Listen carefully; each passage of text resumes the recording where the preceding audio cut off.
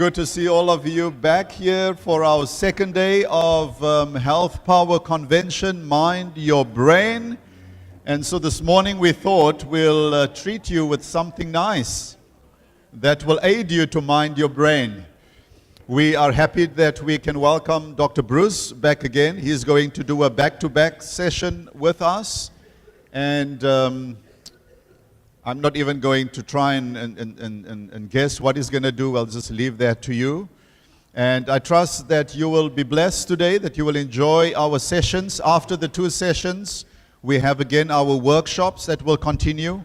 After the workshops, we will be having our superfood for a super brain.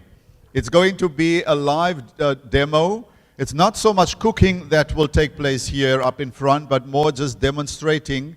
And you will follow on the screen some of the recipes, etc. All right? But a little bit more detail about that when we get there. Okay? So that is our session for today. And we trust that round about 1:30 we will have lunch. And after that, that will be it. Right. May you be blessed and enjoy the day with us. Shall we just close our eyes for prayer? Dear loving Father, what a wonderful privilege it is to be alive today. Amen. Thank you for giving us a sweet rest. Thank you, Lord, for seeing it fit for each one of us to have breath in our souls today. And for that, we just want to thank you and praise you. Once again, Lord, we stand amazed as we contemplate this body of ours, how fearfully and wonderfully you've made us. Lord, you're not only the maker, the creator, but you are the sustainer of this body. And we want to thank you for that.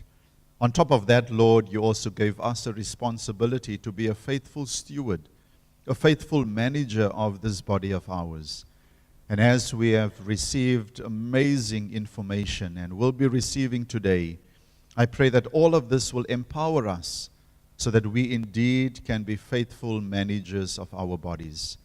Lord, there are our families, there are friends, there are colleagues that need to know what we have learned here this weekend, and I pray that you will present us with opportunities to share what we have learned with others and to aid them in developing healthy bodies. In Jesus' precious name we pray. Amen.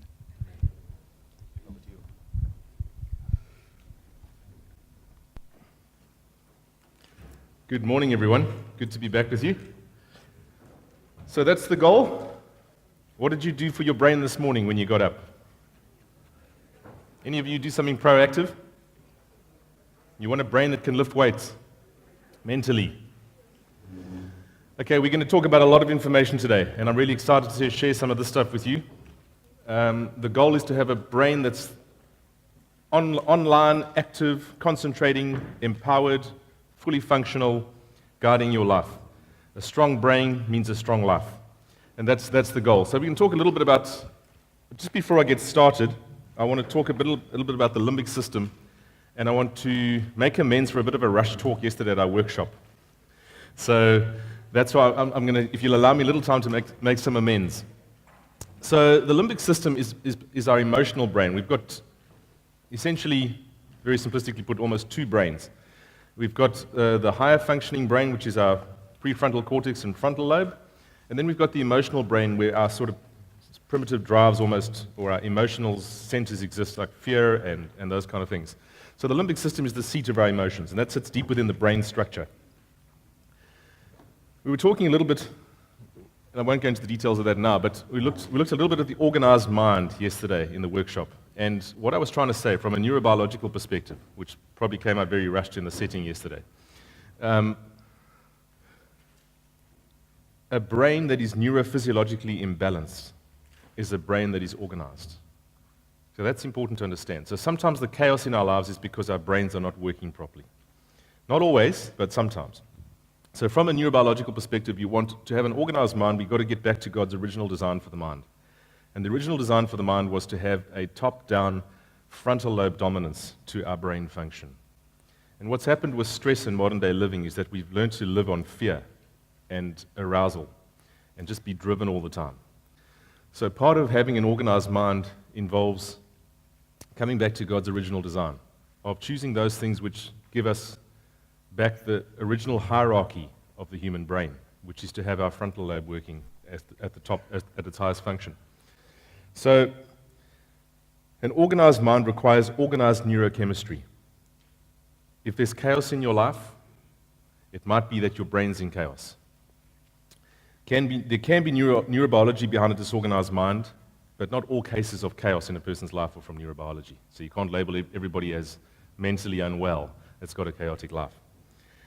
Look for a systemic contribution. Restore the correct order in God's original design, which is a top-down model. Judgment, reason, intellect, conscience, the highest functions of our mind were designed to be in control over our emotions. That's important.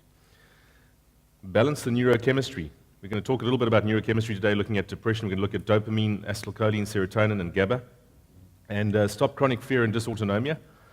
We're going to talk about that. Stop running your life on emotions and addictions. This is important. Stop unconscious drives. There's two ways of doing life. We can do life unconsciously, just driven, and we can do life intentionally and consciously. And when we forget, we end up doing things by default on emotions.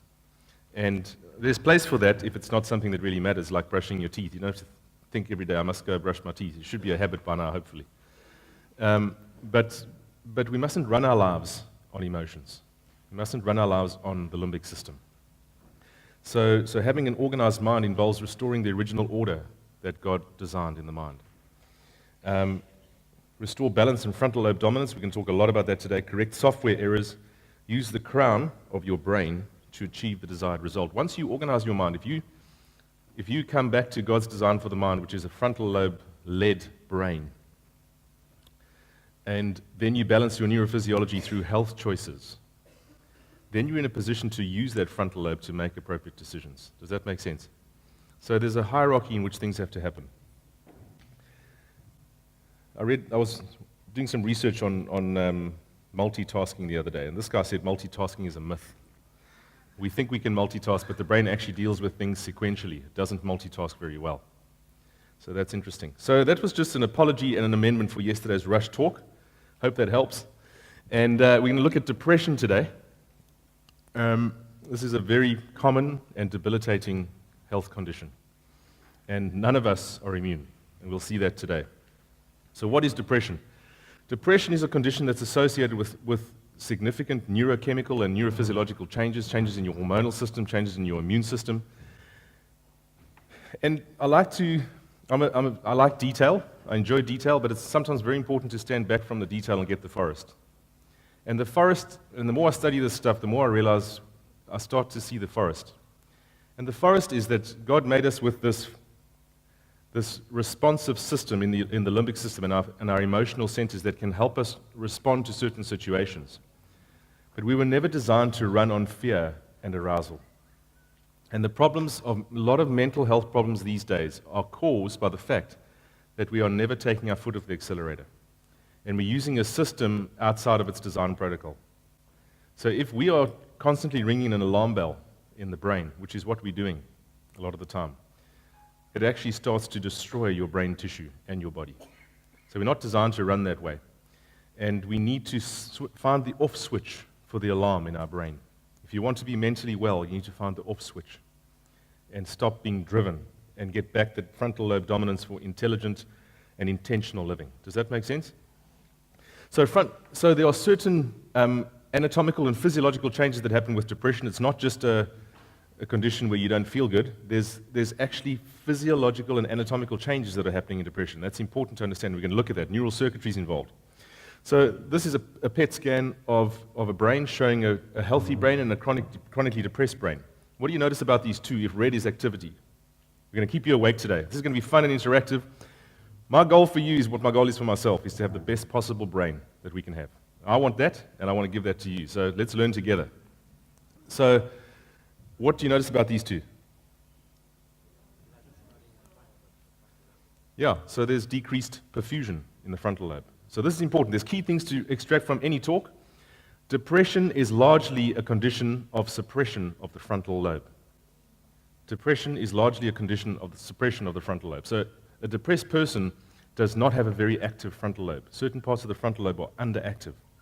And therefore, part of your inquiry in dealing with a depressed person is to say, what's causing this frontal lobe to be depressed or suppressed? Because if you restore that, you're going to restore that person's chance of functioning well neurophysiologically. Does that make sense? So I've relied quite heavily on some of Dr. Timothy Jennings' diagrams. He said I can do so, so I'm happy to share some of those with you. It's useful information, so enjoy that. Depression is associated with changes in brain circuitry. Remember we said in the first talk, the brain is a complex wiring organ. It's full of cables, full of networks. And science has found that there are definite changes that are happening in the neural circuitry in patients with depression. There are changes in the hormonal system, there are changes in the immune system, there are changes in the gene expression. Just by way of example. So just look at that diagram. You've got the dorsolateral prefrontal cortex. You're going to learn some new terms today, hopefully, and remember those, because if you know the detail, you can apply it to your life, if you know some of the facts. So if you take your index finger, you'll know where to find it. Put your index finger on your outer eyebrow and raise it to your hairline if you have a normal hairline. If your hairline's up here, don't worry. But to your normal hairline, and that's more or less where your dorsolateral prefrontal cortex sits. The dorsolateral prefrontal cortex. So that part of the frontal lobe is the part of the brain that helps us reason, have judgment and insight, and weigh things up. So we want this part of the brain working very well. So like we said when I was talking about the organized mind, we're designed to have this part of our frontal lobe dominant in our thoughts and in our life and in our decisions. So when you have to evaluate between things, you've got to say, I'm going to have an apple or banana, silly example, weigh things up, or I'm going to wear the red shirt or the blue shirt or whatever it's going to be. You're weighing things up, you're judging, you're reasoning, okay, it looks like it's going to rain today. Dorsolateral prefrontal cortex. Then we've got the limbic system. So if we get a fright or a shock, if someone jumps out in a dark alley, we set off the alarm system within the brain. That alarm switch is called the amygdala. The amygdala is the main switch into the limbic system. So if you're walking in savannah somewhere in Africa and you hear a growl and a roar, your amygdala is going to start firing. What the amygdala then does is it makes a connection with the hypothalamus. The hypothalamus is the main orchestrator of your endocrine response in the body. So the hypothalamus then connects via a hormone called corticotropin-releasing hormone, CRH, and it causes the pituitary gland to release another hormone called ACTH, adrenocorticotropic hormone. And that adrenocorticotropic hormone then acts on your adrenal glands, which causes your adrenal glands to release cortisol. And cortisol is your major stress response. So when you're stressed, when you're running away from that lion, what do you need? You need energy, you need glucose in your blood, you need your blood pressure to go up, right? So adrenaline is released, it raises your heart rate, raises your blood pressure. So you can mobilize resources to run away from that cat that wants to eat you. Okay, so that's what this alarm system's doing. It's mobilizing resources to give you the wherewithal to actually get out of the stressful situation. Makes sense, eh? Fantastic design. And that's how it was designed to work in the short term. Not that we were designed to be running away from lions, but you get the point. It's a system that's there. And the problem is, we're living with the lion in our lounge every day now. And that's what's causing us to get mental illness, depression, anxiety to a large degree. There's genetics involved, and we'll look at that. But that chronically activated limbic fear system, what we call dysautonomia, we're going to look at that just now. The chronically activated automatic nervous system is causing our nervous systems to burn out. We need to find the off switch. If you want to heal mentally, you need to find the off switch. We're going to look at the second part of this talk, which I hope you're going to stay awake for. We're going to talk about sleep. Okay, so sleep is important to stay brain healthy. If you're not switching off at night, you're on the road to mental illness. We're going to talk about sleep. So then these hormones are released during the stress response, and they feed back on the brain. So the brain's got this feedback mechanism. It's a negative feedback loop. And one of the structures they feed back on is the hippocampus. The hippocampus is mainly about memory. So if you have good hippocampal function, you have a good basis for memory. Hippocampus, you can see some of it sits in your temporal lobe, which is on this side of the sides of your head. So the hippocampus has receptors for glucocorticoids. So we're saying the pituitary gland, under the control of the hypothalamus, which has been activated by the amygdala, is now releasing cortisol, which is then acting on the hippocampus. And the hippocampus says, hey, there's enough emergency responders here. Let's switch off this alarm system. And then at the same time, a signal is being sent, there's communication happening with your dorsolateral prefrontal cortex, and it's weighing up the situation to see whether there's a threat or not. What can I make of this threat? Is that bang I heard a terrorist, or is it a car backfiring? If I decide that it's a car backfiring, then I can calm my fear circuitry. Important point being this: what we think about a situation determines whether we upregulate our fear or alarm system or downregulate it. Not always the facts about a situation, what we think about a situation. Which is why, again, we keep saying that a healthy brain requires that we have healthy software. We need to be operating the hardware of our brain with healthy thinking and beliefs. That's important. So how you weigh up a situation in your life will determine whether you are potentiating this alarm system or suppressing it.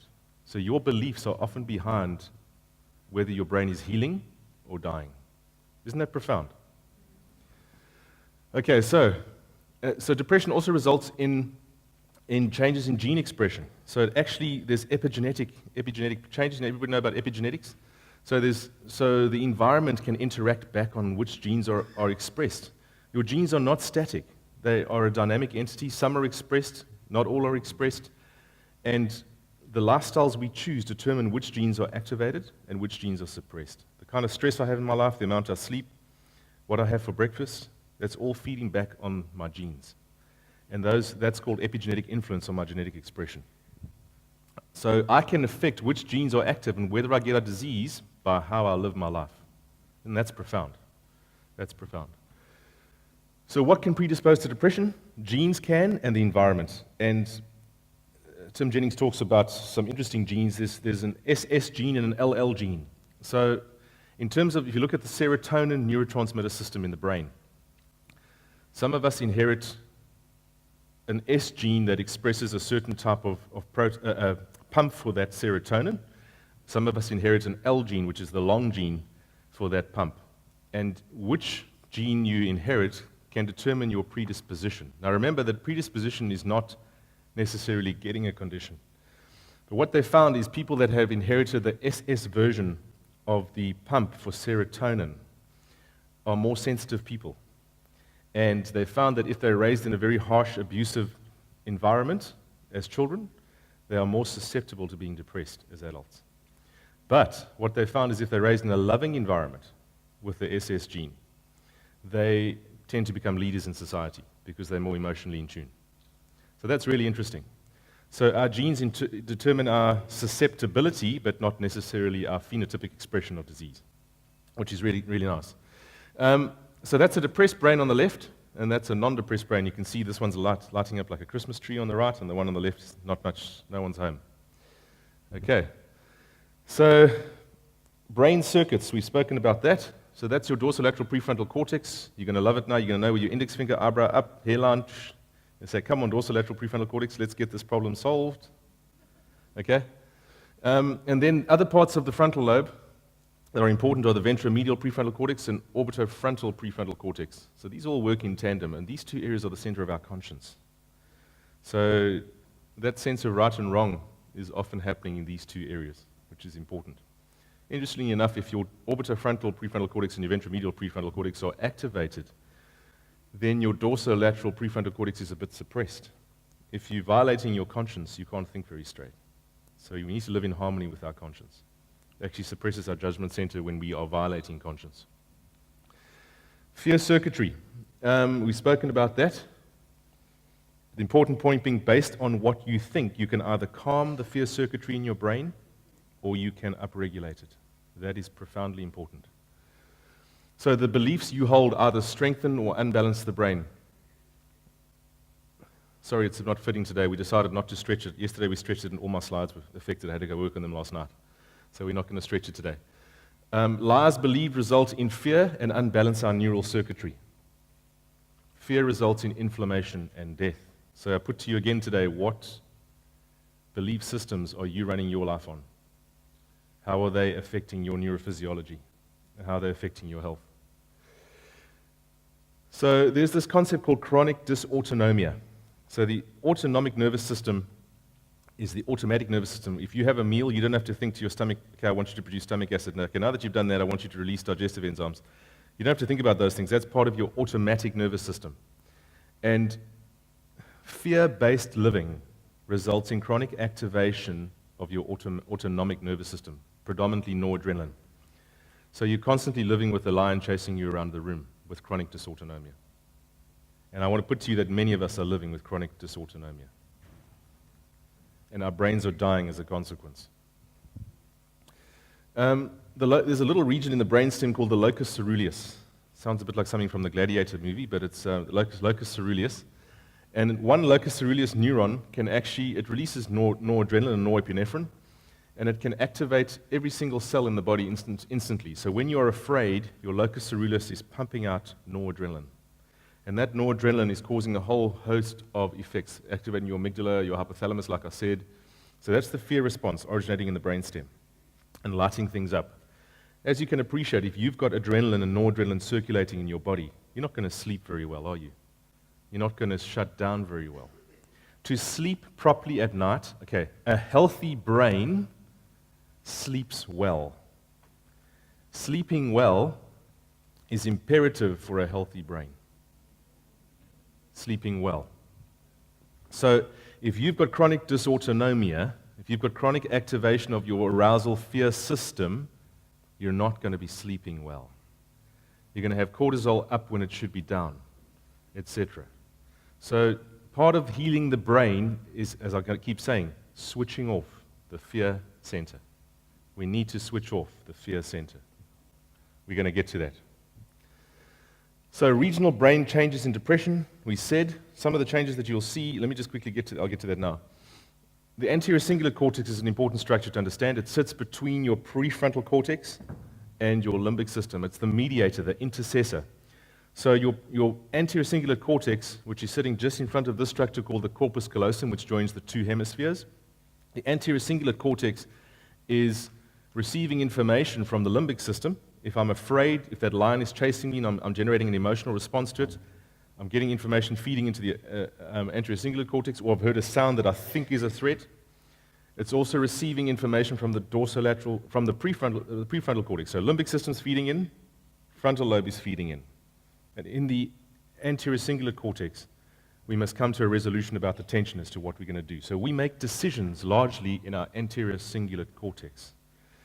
So if you want to be a good decision maker, you need to love your anterior cingulate cortex and look after it. And it's also where we experience empathy, compassion, love. Isn't that nice? So when our anterior cingulate cortex is underactive, as in states of depression, we don't experience compassion, and we feel disconnected from people. So these are some of the changes that can occur in depression. You can have a decreased dorsolateral prefrontal cortex activity. You can have increased activity in your orbitofrontal prefrontal cortex and ventromedial prefrontal cortex. So those two areas are your conscience. So depressed people have increased activity in their conscience center, so they feel guilty about things they needn't feel guilty about. So undue guilt can be part of a depressive syndrome. They can't reason well because their dorsolateral prefrontal cortex is underactive. They can't make decisions because the anterior cingulate cortex is underactive in depression. And the amygdala is overactive, the fear center. So there are regional brain changes that are happening in depression that explain why it presents as it does clinically. Some good thoughts. We need to think about what we think about. Neurons that fire together, wire together. The longer we are in an out of balance state, the more the brain strengthens that kind of firing. So depression begets depression. Self-perpetuating. Nothing tends to promote health of body and of soul more than does a spirit of gratitude and praise. And that's a choice, isn't it? What we get up in the morning and how we approach each day is a choice. And yes, our physiology can affect how we feel about that choice, and we need to fix our physiology, but we need to still make a choice about how we're going to approach a day. It is a positive duty to resist melancholy, discontented thoughts and feelings as much a duty as it is to pray. I've said. So when we are dealing with depression, we first got to ask, what are the contributing factors in this person? If you're dealing with a patient with depression or a person with depression, there's not a one-size-fits-all approach. You've got to say, what is causing this brain to become depressed? to have aberrant neural circuitry? What are the factors? And many of you will know of Dr. Neil Nedley. Heard of Dr. Neil Nedley? Dr. Neil Nedley has done a lot of work on depression. He's got a book called Depression: The Way Out, which is a good read. And he basically looked at all the potential factors that can lead to depression. And I'm going to show you that page a bit later from one of his texts. There's a lot of things that can push the brain in a depressed direction. The point you have to understand is anything which causes this kind of situation in your brain, a depressed dorsolateral prefrontal cortex, a depressed anterior cingulate cortex, an overactive orbitofrontal and ventromedial prefrontal cortex, a overactive amygdala, anything which leans your brain in that direction is going to set you up for depression. Does that make sense? So those kind of changes are what what manifests depression, but there are a number of things that can push your brain in that direction. So an important part of staying mentally healthy is to make sure that you're looking after the crown of your brain, to keep that dorsolateral prefrontal cortex governing your emotions and thoughts and feelings, that you're correctly evaluating and weighing things up. Because when you start to make faulty conclusions and you create disconnects between your limbic system and your prefrontal cortex, you set your brain up for depression. Interesting, eh? Okay, so contributing factors. Why is the circuitry going wrong in this person? So don't say you're depressed, here's a pill. That's doing a patient a disservice. Sometimes medication is necessary for depression and must be taken. But it should not be your knee-jerk to say depression equals SSRI. You've got to say, what are the factors causing this brain to become unbalanced like this? That's the question you've got to ask. People who eat, is it because of inflammation? Is it because of nutritional deficiencies? Is it because of chronic stress? Is it because of marital disharmony? Is it because you don't like your dog? Is it because, what is it? What's the factor in this person? So people who eat processed foods, which are pro-inflammatory. Another thing which we're going to talk about in the next talk, we're talking about nutrition and how to vibe up your brain and to get the best brain possible. Nutrition is a fundamental factor for brain health. The kind of foods we choose has a profound impact on our cerebral capacity. So, as a general principle, the diet we need to follow must be anti-inflammatory in nature. Pro-inflammatory lifestyles, pro-inflammatory diets, they tend to cause brain death. The brain doesn't differentiate where inflammation is coming from. Chronic systemic inflammation destroys your brain. So people that eat a lot of refined food diets, lots of donuts, lots of cakes, things we love, those things are full of refined flours and sugars and stuff, and they have a 40% increased risk of depression because they're pro-inflammatory. Now that's not to say you're never going to have a cupcake, and I'm not advocating cupcakes, but you get the point I'm making. I love a cupcake, but you get the point. People who don't exercise and are obese have excess abdominal fat, more depression. Why? Because fat releases pro-inflammatory cytokines. The more excess body weight you're carrying, the more inflamed you are.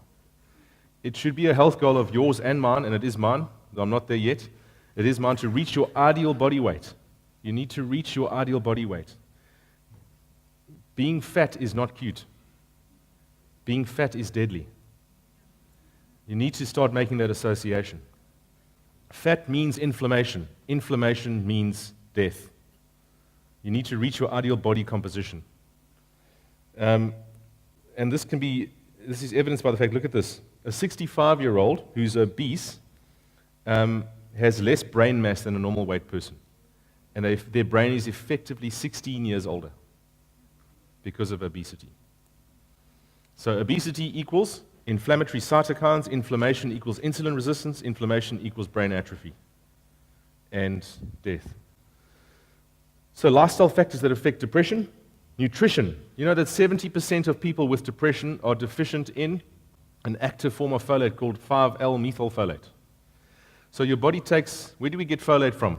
You must all know. Green leafy vegetables, yeah, exactly. So folate comes from green leafies, but that folate that we get from the vegetables, we're all supposed to eat greens, and we're eating greens, right? Yeah?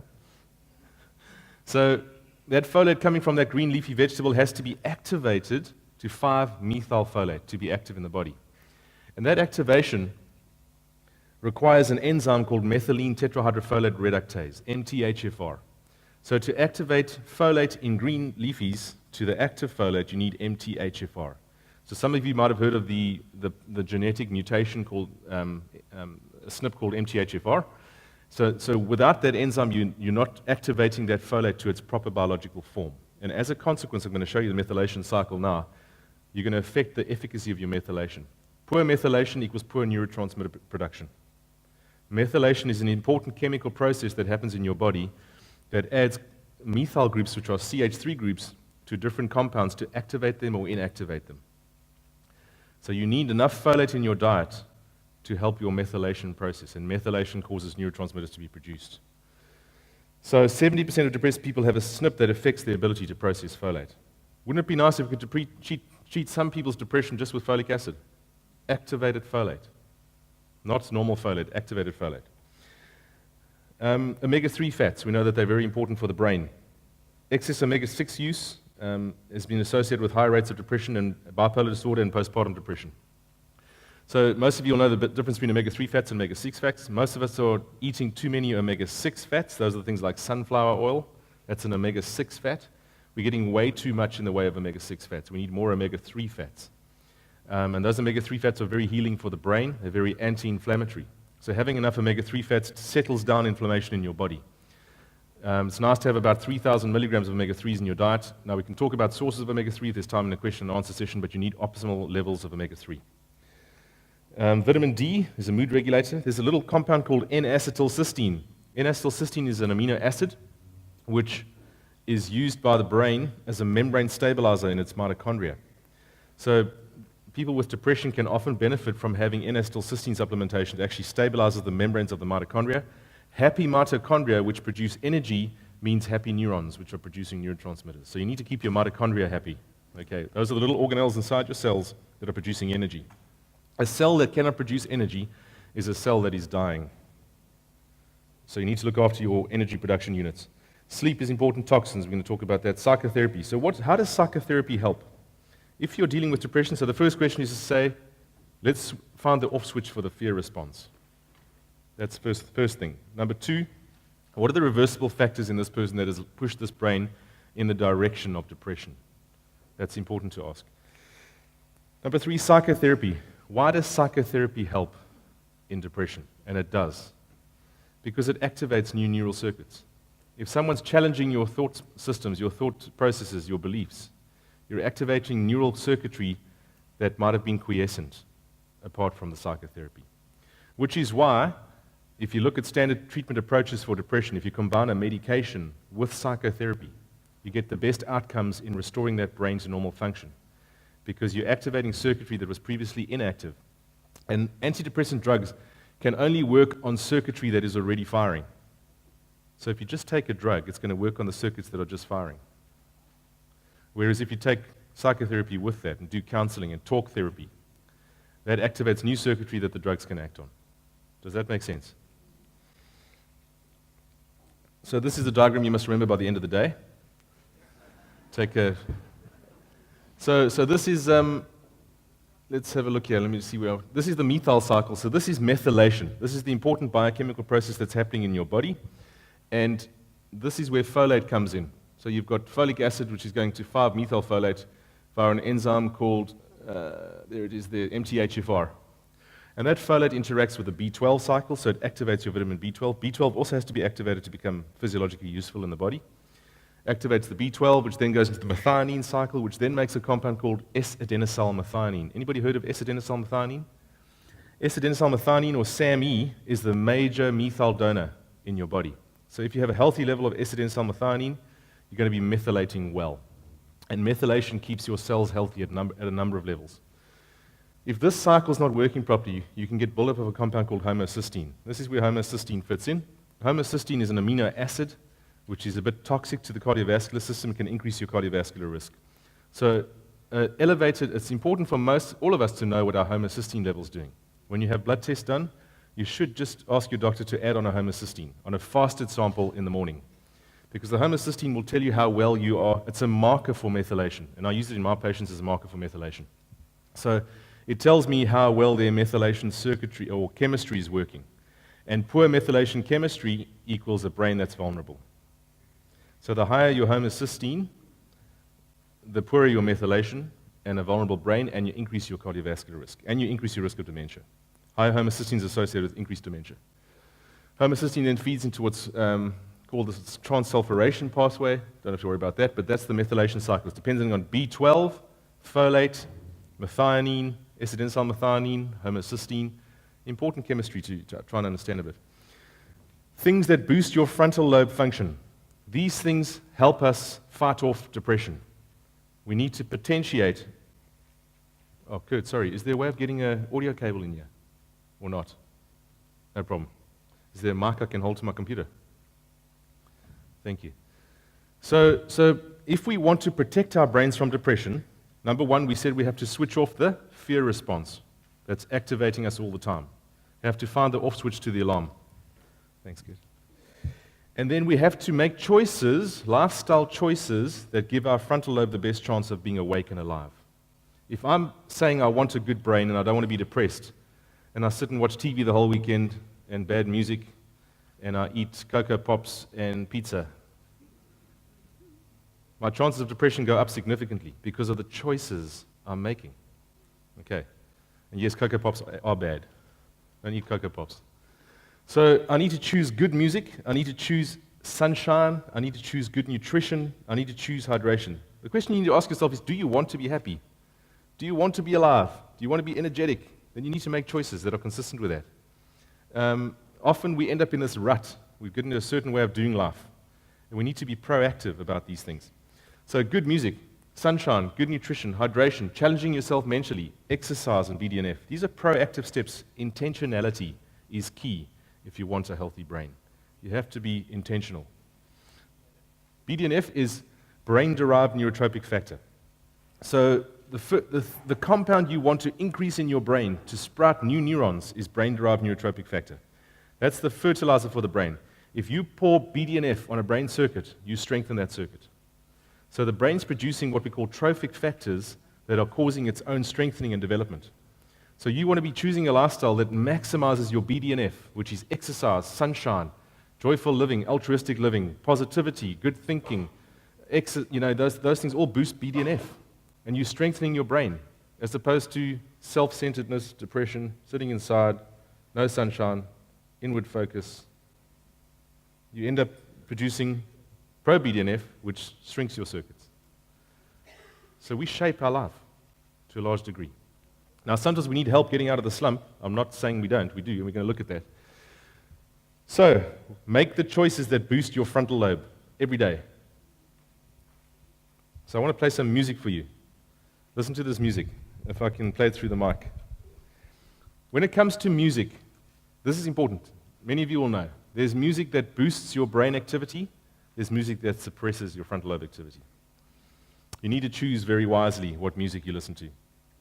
And like I always say at this point in this kind of talk, maybe I shouldn't say that. All right, let's just play you some music.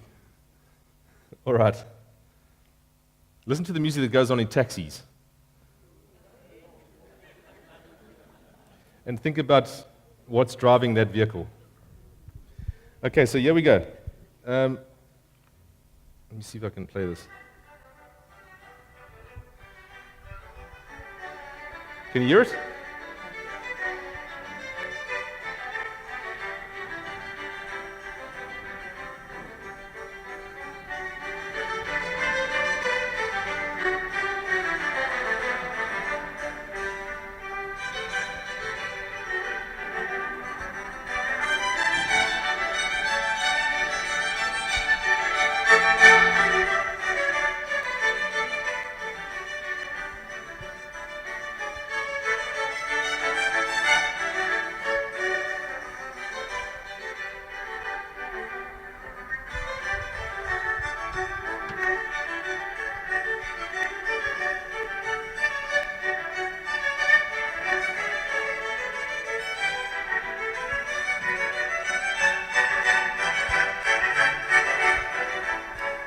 Okay, you get the point.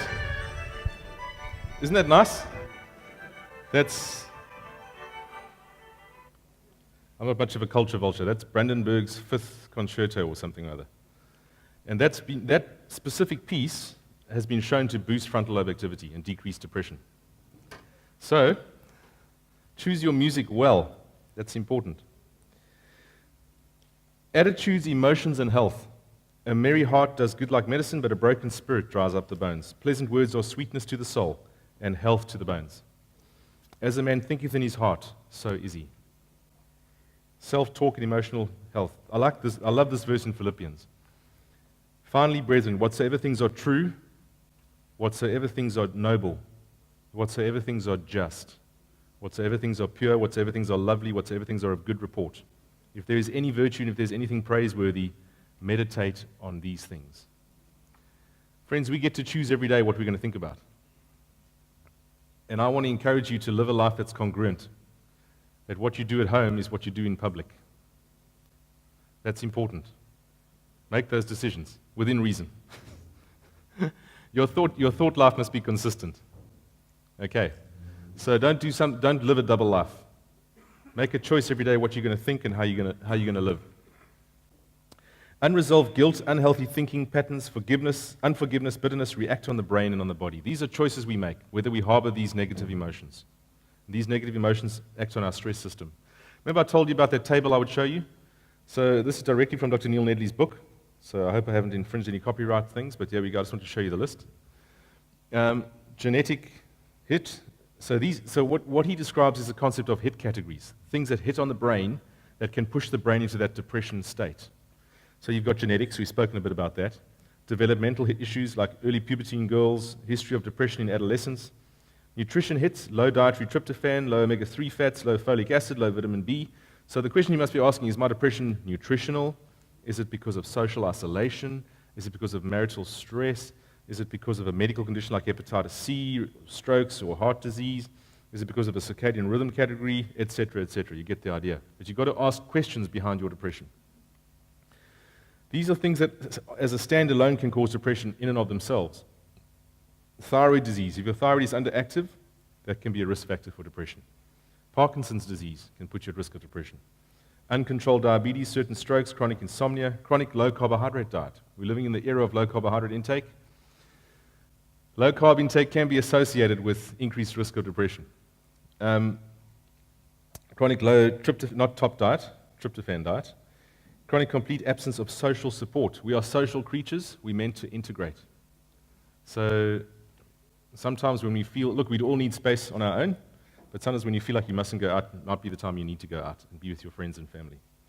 Very high toxin levels can be bad for the brain. So lies believed, mistrust, doubts, faulty beliefs cause amygdala overactivity. Software feeds into the hardware. So what you believe can determine what you're afraid of. What you believe determines what you're afraid of. Amygdala overactivity, activation of your hypothalamus pituitary adrenal axis, genetic and structural brain changes happen, receptor and metabolic changes, a software problem can damage the hardware. We need to get out of depression, you need to break the vicious cycle of fear. Fear and chronic dysautonomia. You need to stop that. In fact, all therapies that are trying to treat depression, what they're trying to do is to calm the limbic system. They're trying to calm the chronic dysautonomia. So whether you have massage therapy, acupuncture, if you go that route, an SSRI, talk therapy, all those therapies are trying to achieve one goal, which is to settle down the alarm system. So one of the key principles of mental health is to find the off switch. Find the off switch. If you're unable to find the off switch in your life, you're in trouble. Find the off switch. Set back to baseline, and how we do that is by believing truth. That's one of the ways. Medications can help, but we need to correct the antecedents. Look at this, the effects of maternal stress during pregnancy. I mentioned it yesterday. If a mother is stressed during her pregnancy, she's releasing cortisol into the circulation. That cortisol is crossing the placenta. That cortisol affects the developing brain of the fetus. That baby is born with upregulated fear circuitry. They've got a lower threshold for being afraid and approaching life with fear. Friends, one of the best things, if you're a parent, I just want to remind you that parenting is one of the biggest responsibilities you can take on. And one of the biggest things you've got to give your children is the gift of approaching life with hope and joy and strength, not with fear. If I look back on my own life, I realize There's a lot of stuff I did because I was afraid, if I'm honest. And that comes at a price. You either choose that you're going to run your life on fear or on truth. Fear or truth. And there are things to be afraid of, but most of the things that we're afraid of these days are self-imposed. So we need to watch for that. Are you running your life on fear, or are you running your life on truth? Because fear will destroy you. We need to find the off switch. So a stressful childhood environment is associated with high conflict, elevates the risk for factors for depression. Entertainment TV. Parenting is hard. My brother's got 3 kids, and I watch them, and I think, goldfish for me. Definitely goldfish. Because, I mean, what they end up doing is they put the TV on and put the children in front of the TV. And, you know, during the first 8 years of a child's life, that brain is totally malleable. It's still malleable now as an adult. But what you expose that developing brain to, particularly in the first 8 years, can determine which circuitry is active in terms of overactivity or underactivity. Now think about it. What is the premise of entertainment TV? What is it designed to do? It's designed to elicit an emotional response. The reason you enjoy TV is 2 things. You don't have to think, and some of us at the end of the day want to just sit and not think. And then secondly, it's designed to elicit an emotional response. You want to feel with the main character, hey, what's going to happen now? Hey, the guy's got a gun there. Hey. You want to feel. So movies and entertainment TV is designed to make us feel. Okay. So if you're constantly working on the emotional center of your brain, if you're constantly feeding that system with emotional input, that system's going to strengthen. Because neurons that fire together, wire together. So the input you're giving that brain, particularly during the first 8 years of life, is going to gear that brain in a certain direction. So you're upregulating fear circuitry. You're upregulating emotional circuitry at the expense of frontal lobe dominance. You're balancing that brain in a certain way. Does that make sense? So chronic guilt, grudge holding, unforgiveness. Unforgiveness is like drinking poison and hoping the other person dies. That's profound, eh? Timothy Jennings talks about a thing in the brain called the salience network. The salience network is a relevance network. It tries to filter sensory input and to say to us without thinking, this is important, this is not important. So all your sensory modalities, if you're having nuts or fruit, you're tasting that, you're seeing this presentation, you're hearing my voice, that's all sensory input. And that's coming into your brain via a structure called the thalamus. And that sensory input is tagged with an association, either a fear-based association or a pleasure-based association, sort of a warning or a comfort. It's given significance. Do I need to pay attention to this or don't I? Okay? And that salience network is communicating with your frontal cortex. So you're weighing things up. That sound I'm hearing in the back is a threat or it isn't a threat. The dorsolateral prefrontal cortex is weighing it up. What I decide is going to determine my reaction to that stimulus. Does that make sense? So that's the salience or relevance network. There are some things that cause uncoupling of the salience network with the frontal lobe. To have a healthy brain, you need to have your networks connected. You can't be going offline and expecting to be healthy. And many of us are taking our brains offline by the choices we make. So the salience network was designed to connect to the frontal lobe. The things that disconnect it, what are they? Violating God's law of love, living with guilt. If there's something in my life that I don't want to deal with, friends, this is of paramount importance, what I'm going to say now. Wake up. Wake up. If there's something in my life that I don't want to deal with, a truth that I don't want to confront, I'm going to say, no, it's not true, I'm going to stay, I'm going to go around in circles. I'm not elevating that relevance to the cortex. I'm creating a disconnect in my brain because my reasoning center is trying to tell me this is truth, this is the decision you need to make. My feelings are saying one thing and I'm denying them, so I'm creating a disconnect to live in my life. When we don't want to confront truth, we unbalance the brain. When we live with dissonance in our life, we unbalance the brain. And dissonance means I have a certain value or feeling inside and I'm living something different on the outside. So if I want to be healthy, I need to live with congruency between what's inside and truth and integrity and what's outside, what you see. If there's a difference and a disconnect, there's a dissonance. So I want to challenge you, and I'm challenging me, to have the courage to identify the truth in your life that you need to live. Because if you don't, you unbalance your neural circuitry. That's important. Does that make sense? Grudge holding and resentment, inability to resolve some trauma or tragedy, lies, brain structure problems. Sometimes a condition like schizophrenia can be a physical break in the circuitry. By your choices, you can create a disconnect, this is important, between your limbic system and your dorsolateral prefrontal cortex. If there's something that you know you're supposed to be doing and you're not doing it, you're not confronting it, you're putting it off, you can be damaging your brain. Damaging your brain. How we process trauma can decouple our salience network, e.g. denial. Don't want to deal with it, this person's not dead. I just saw the funeral, but no, they're not dead. Don't want to deal with it. Going around in circuits, but cutting off my cortex. If you do anything that creates a disconnect between your prefrontal cortex and your limbic system, you're setting yourself up for depression and mental illness.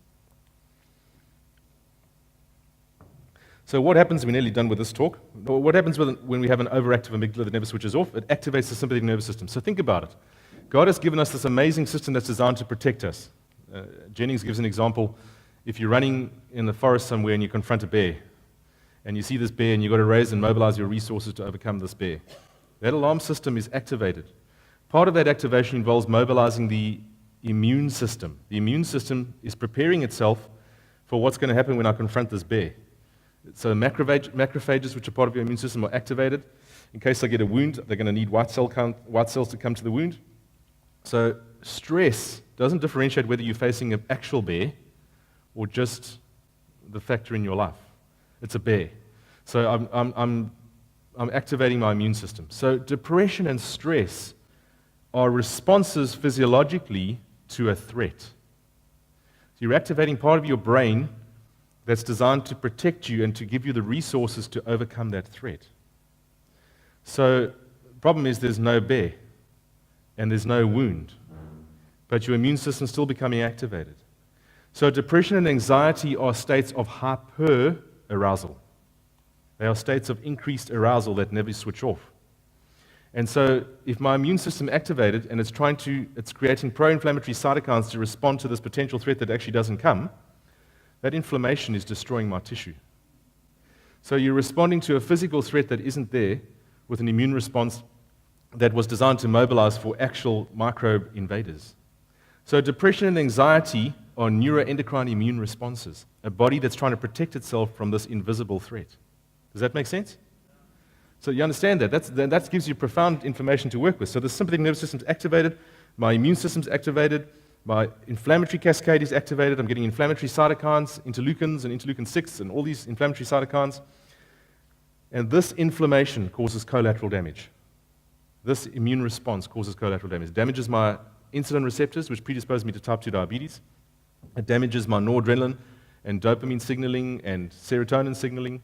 Inflammation determines how your tryptophan is metabolized in the pathway, which we're going to look at now. Can you see that it starts with a fear-stress response? And the body's trying to protect you from the threat that isn't there. I hope you're getting the message and seeing the forest. Depression is not take an SSRI. Depression is multifaceted. What is the threat in your life? What is the belief system? Yes, there's neurochemistry behind it. Some depressions are more physiological. Some are more software. Many are an interaction. So patients with depression are at increased risk of type 2 diabetes, dyslipidemias, strokes, heart attacks.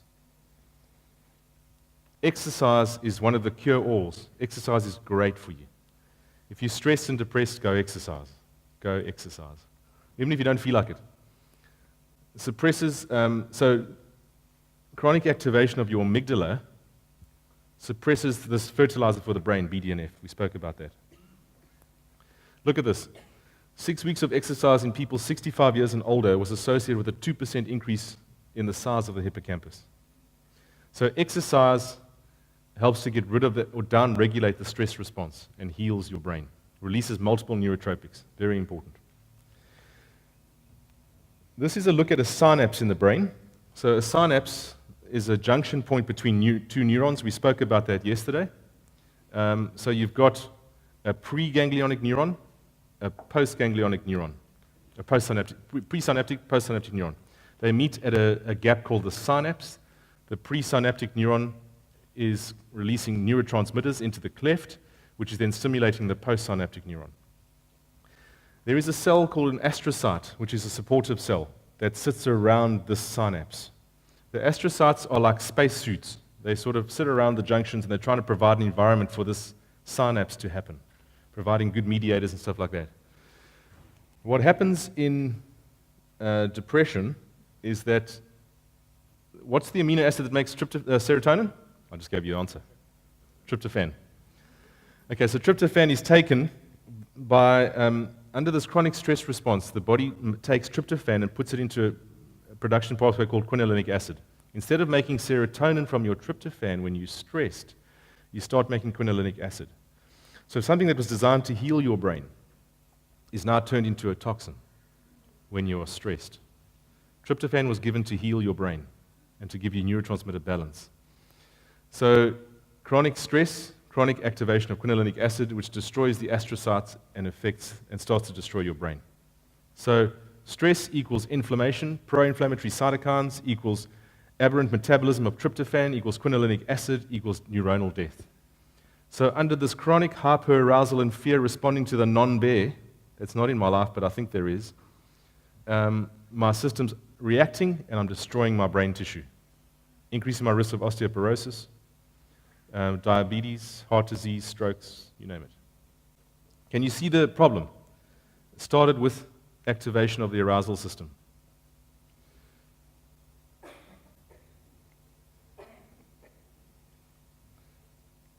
So what are some non-drug approaches? Just to finish off this talk, we need to identify contributing factors. We need psychotherapy, think the problem through, solve and discern, courage to confront the truth. If you want to get well mentally, you need to identify and live the truth in your life. Very important. And sometimes truth is hard to confront, isn't it? It's painful. I don't want to deal with that feeling because it means this. It might mean hurting someone. It might mean hurting myself if I deal with it. It might mean admitting my failure. It might mean being embarrassed. And sometimes we just think I can sit on truth, but truth will come out. And that's important. Nutrition factors, omega-3s, L-methylfolate, N-acetylcysteine, vitamin C, vitamin D, these are all things that have profound effects on brain health. Exercise releases multiple neurotropic factors. Sleep is one of your brain's best friends. If you want to heal your brain, you have to sleep. And not just close your eyes for 8 hours. You have to sleep. We're going to look at sleep in the next talk. There's a difference between closing your eyes and sleeping. Big difference. Like some of you are doing now? No. Eliminate toxins. Spiritual, meditate on God's love and altruism. The concept we hold of God can heal or harm our brain. That's profound. In fact, Jennings refers to a study where people were told to meditate on God's love for a certain time period, and they were shown to have increase in volume and function of the anterior cingulate cortex. So contemplating God's love heals your mind and creates balance in the brain. Jesus said, then you will know the truth, and the truth will set you free. Truth sets us free. Living truth sets us free. Being authentic sets us free. There's this amazing machine. I love technology. This thing's called a NeuroStar. This is a novel treatment for depression. We said that depression is a condition of suppressed frontal lobe activity. So this is an external source of stimulating the frontal lobe. They put a big magnet on your frontal lobe and they stimulate it. And that causes stimulation of that area of the brain, which then regains the ascendancy over the limbic system. Isn't that amazing? So this has been shown to be incredibly effective. I don't know if we have in South Africa yet, but don't go stick your head under a magnet now this afternoon. This is a controlled thing. But this is amazing. You can stimulate neural circuitry with magnetic fields. That's amazing. Some of the theories as to how this works, it activates two proteins called CFOS and again BDNF. Increases tissue plasminogen activator, which is an enzyme that converts pro-BDNF to BDNF, which is the fertilizer. Increases nitric oxide, gene induction, trophic factors.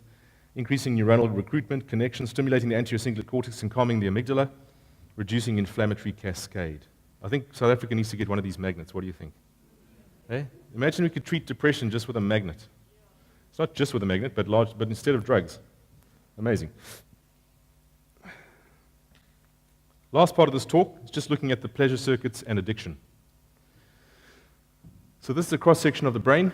There's a nucleus here called the nucleus accumbens. Any pleasure you feel in life, taste of nice food, being in love, all goes through the nucleus accumbens. It releases dopamine.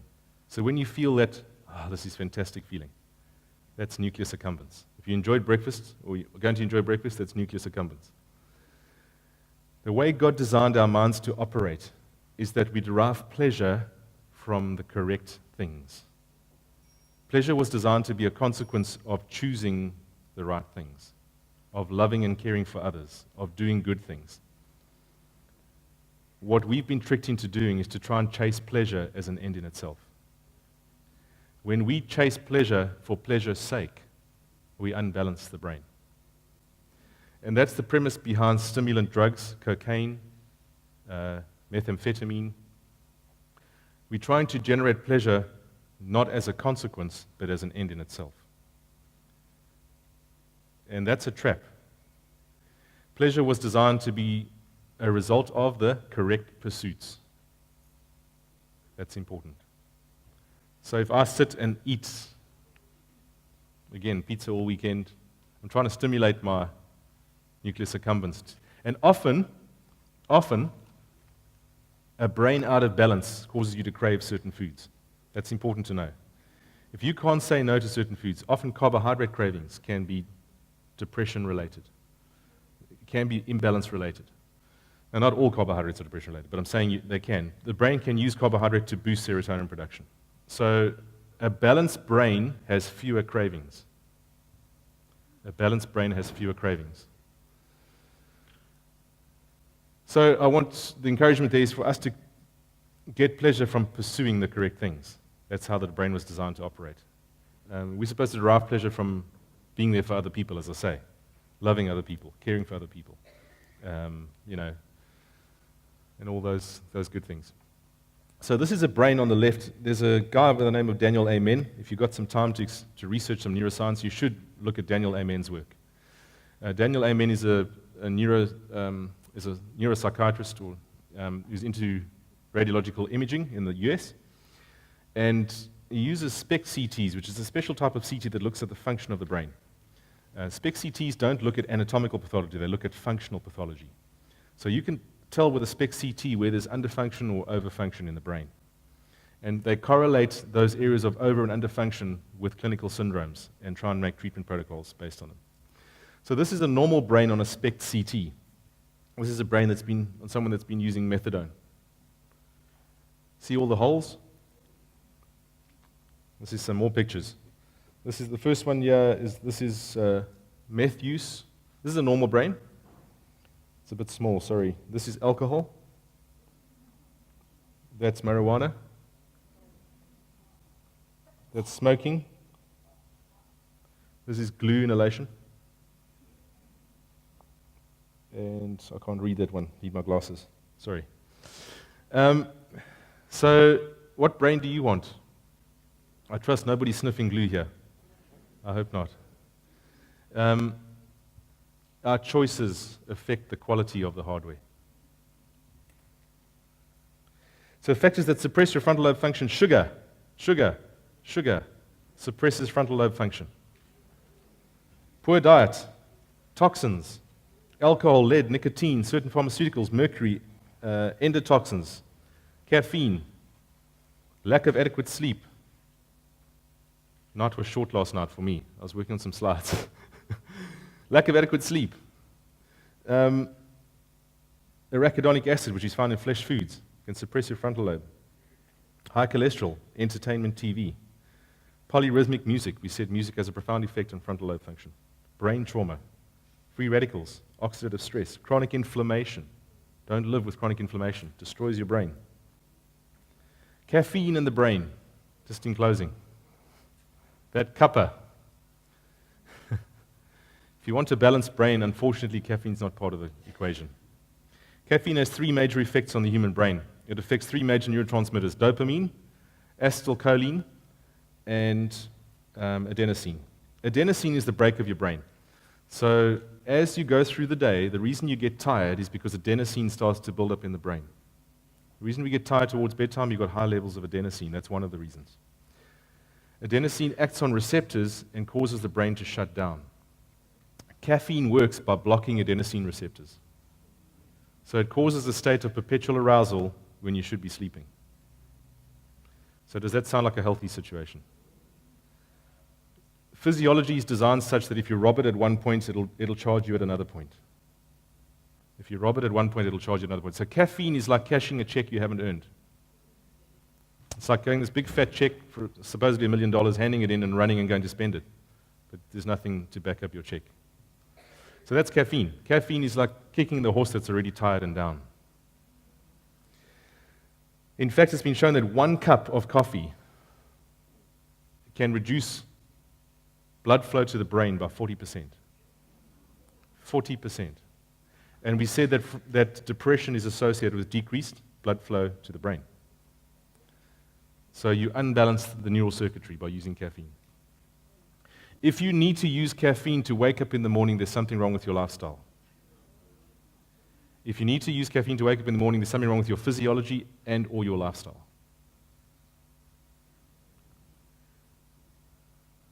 That's showing you how caffeine works, like I said, on the adenosine receptor. That's caffeine blocking its receptor there. So, in summary, depression is a complex condition that's associated, that can damage the brain and body if it's left untreated. It's a pro-inflammatory, hyperarousal type of response. Antidepressants alone are not enough, often not enough to treat depression. Treatment should be individualized. There's not a one-size-fits-all approach to depression. You need to switch off the threat or the alarm system and restore frontal lobe function and dominance. That's your therapeutic goal in depression. Restore frontal lobe dominance. Identify and remove frontal lobe suppressants, potentiate frontal lobe function, switch off the alarm. Whatever modality you're using, whether it's massage, music, talk therapy, you're trying to switch off the alarm. Settle down the bear response. Tell the patient there's no bear. It's just me. Avoid frontal lobe suppressors and use frontal lobe potentiators. You get the picture. I'm trying to give you a forest view of depression. So take an individual approach, correct software, eat a whole food plant-based diet which is not pro-inflammatory, 40% increased risk of depression if you're on a pro-inflammatory diet, fix body systems that may be contributing.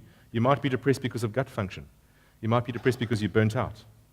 You might be depressed because your thyroid's not working well. So fix body systems that are malfunctioning. Eliminate brain and body toxins, exercise, sunshine and fresh air, and L-methylfolate nutrients, connection with God, and loving and serving others. And that's an overview of depression. Thank you.